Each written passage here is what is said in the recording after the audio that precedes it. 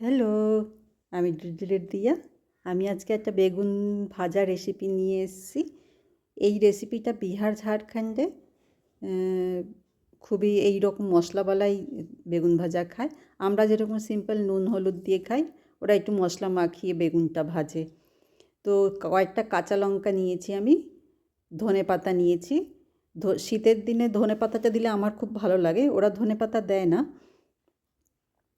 আর এর মধ্যে 8-10 কোয়া রসুন নেবে। আমার কাছে রসুন বাটা আছে, তাই আমি রসুন বাটা নিয়ে নিলাম 1 চামচ।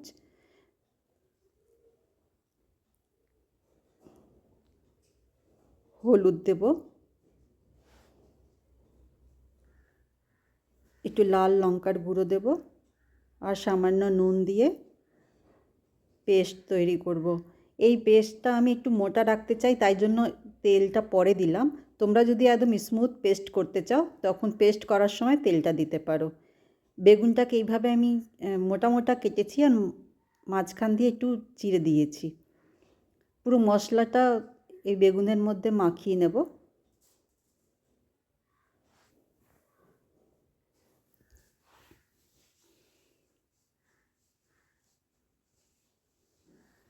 খুবই টেস্টি হয় খেতে এই বেগুন ভাজাটা।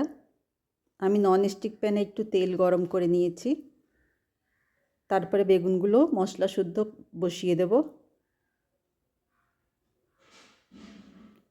যা মশলা বেঁচে থাকবে এই বেগুনের উপরে লাগিয়ে দেব।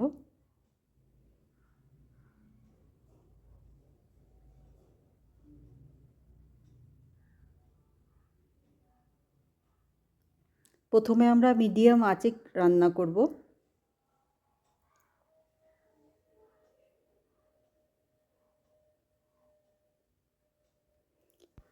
এক পাশ যখন লাল হয়ে যাবে আমরা উল্টে দেব, আর এরপর একদম গ্যাস কমিয়ে ঢেকে দেব।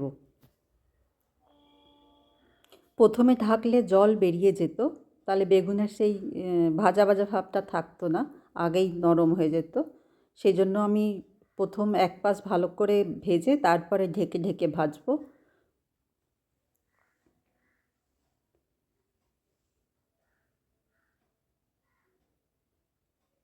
ভালো লাগলে লাইক কমেন্ট শেয়ার করো, আমার চ্যানেলটা সাবস্ক্রাইব করে নিও। একবার এইভাবে ট্রাই করে দেখো, খুবই ভালো লাগে খেতে। এটা তুমি রুটি ভাত যে কোনো জিনিসের সাথেই ভালো লাগবে খেতে। বেগুনটা একটু খেয়াল করবে যে সফট হয়েছে কিনা ভিতরটা, আস্তে আস্তে চেপে চেপে ভাজবে।